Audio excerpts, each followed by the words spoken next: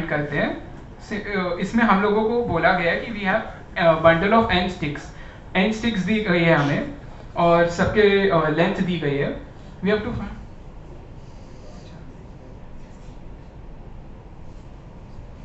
अभी विजिबल होएगा I think so.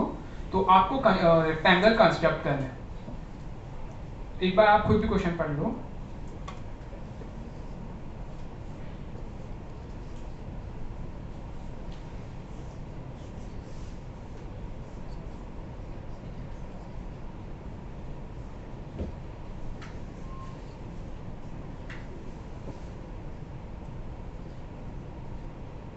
Solve करना है या फिर मैं सोल्यूशन लाइक फटाफट बता दूं, क्या माने? बता दूं? हाँ, जल्दी घर जाना। हाँ, अंधेरी की ट्रेन भी वैसे पकड़नी है। हाँ, तो इसमें मैं एक काम करता हूँ, एक चीज़ करते हैं, मैं ये क्वेश्चन खुद सॉल्व कर रहा हूँ, मैं ऐसे एक्ट करता हूँ। तो सबसे पहले मैंने यहाँ देखा, उसने बोला मुझे बंडल ऑफ n स्टिक्स चाहिए। आयत stick as a length l I metre, रहने तो बाद में देखूँ। Find the minimum number of sticks of any length you need to add to the bundle such that you can construct some rectangles where each stick of the bundle belongs to exactly one rectangle and each side of a rectangle should be formed with exactly one stick। ठीक है, rectangle का मेरे को बस इतनी सी बात पता है कि उसके लाइक अगर मेरे को उसने बोला एग्जैक्टली वन रेक्टेंगल को बिलोंग करता है, तो एक स्टिक है, हम उससे रेक्टेंगल बना रहे। रेक्टेंगल में हमें ये पता है दो जो भी ऑपोजिट साइड है वो इक्वल होने चाहिए। तो कोई भी दो साइड मिल गई रेक्टेंगल, तो वो हम दो साइड को यूज कर सकते हैं, हमारा उतना काम खत्म होता है। ऑपोजिट के लिए भी सेम है। तो बेसिकली यहाँ अप्रोच क्या है, मैं जब वो मुझे नंबर ऑफ स्टिक्स देगा, लाइक लेट्स से उसने मुझे बोला कि मेरे पास 5 लेंथ की एक स्टिक है, इससे मैं रेक्टेंगल नहीं बना सकता हूँ। सो आई नीड टू अंडरस्टैंड कि मुझे 5 की एटलीस्ट एक और स्टिक तो चाहिए ही चाहिए। तो मैंने ये बात समझी है कि मुझे 5 की 2 स्टिक चाहिए। अभी 5 की 3 स्टिक होगी तो क्या वापस नहीं हो सकता, 5 की 4 स्टिक पे सॉल्व हो जाएगा। तो मुझे 2 या उसके मल्टीपल में चाहिए होते हैं। यही अप्रोच से मेरे को कोई भी लेंथ हो, 5 हो 6 हो कुछ भी हो, 2 क्यों होने चाहिए।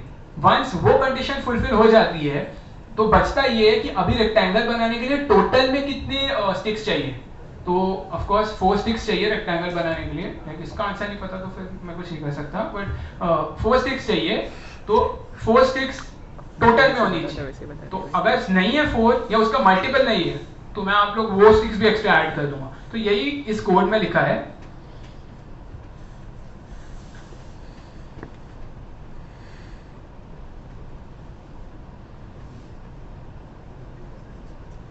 तो हम लोग इधर फर्स्ट एलिमेंट से आते हैं। अभी लाइक इधर एक चीज़ है, मैंने यहाँ पे मैप यूज़ किया है हैशिंग के लिए। तो अभी मैप और हैशिंग जो है वो अभी हमने कवर ही नहीं किया है, तो आप लोग को समझने में तकलीफ होएगी।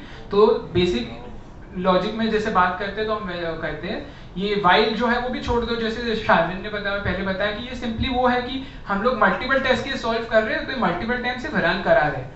हमने यहाँ पे int n n answer equal to 0 ऐसे स्टोर किया है। मैप है, मैप को जाने देते हैं। इधर हमने किया क्या, जब मैंने ये बात कही कि मुझे चेक करना है कि 4 की कितनी स्टिक्स है, तो मैं बेसिकली 4 की फ्रीक्वेंसी ढूंढ रहा हूँ, 5 की फ्रीक्वेंसी ढूंढ रहा हूँ कि है कितनी।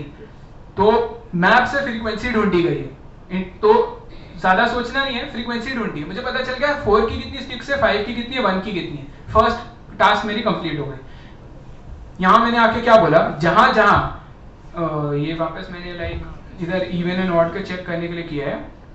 तो बेसिकली मैंने ये कहा है कि अगर स्टिक्स इवन नहीं है, that is multiple of 2, right, तो उसके लिए किया है। ये जो है जैसे एंड 1 से किया है, ये बिट का बाइनरी का कॉन्सेप्ट है। तो ऐसे ही लाइक अगर आपको इंटरेस्ट आ रहा है तो आप वो देख सकते हैं। आंसर प्लस प्लस किए, क्यों? क्योंकि मेरे को एक स्टिक ऐड करनी पड़ेगी और फ्रीक्वेंसी को प्लस किया ताकि वापस मैं उसी फ्रीक्वेंसी पे नहीं आ जाऊं। सो लाइक अगर मेरे को 2 स्टिक होती, मैं बोलता क्या ये इवन है, ऑफ कोर्स इवन है, जाने दो।